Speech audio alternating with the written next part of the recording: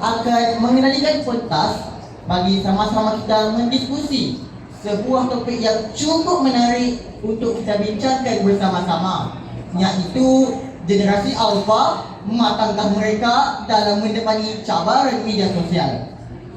Sebelum kita berlayar dalam bahtera diskusi, molek kiranya kalau kita berkenalan terlebih dahulu dengan rakan-rakan panel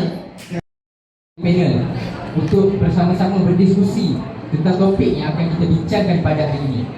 Saya Alif Aizat selaku pengerusi pada hari ini akan mengetuai perbincangan kita yang mendalam pada hari ini. Sebelum saya memulakan perbincangan kita pada hari ini, pelbagai cabaran. Cinta, satu kata yang begitu indah, sering menjadi pujaan hati insan muda. Namun, sejauh manakah remaja hari ini memahami makna sebenar cinta?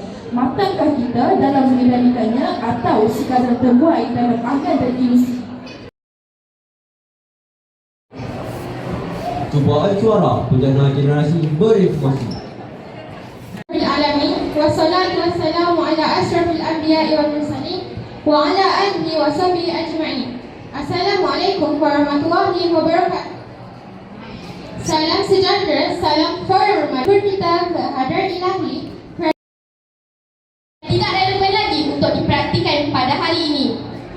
Keadaan ini menjadi lebih parah apabila ibu bapa tidak mementingkan ajaran agama kepada anak-anak. Ibu bapa mempunyai pendapat bahawa ajaran agama tidaklah sepenting pelajaran akademik.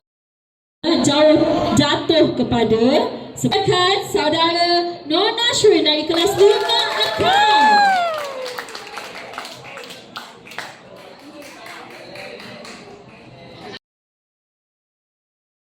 Bagi panel terbaik, Forum Remaja Peringkat Sekolah SMK Bandar Baru Telanggali jatuh kepada dari kelas 5 Akaun juga dipersilakan saudara Adam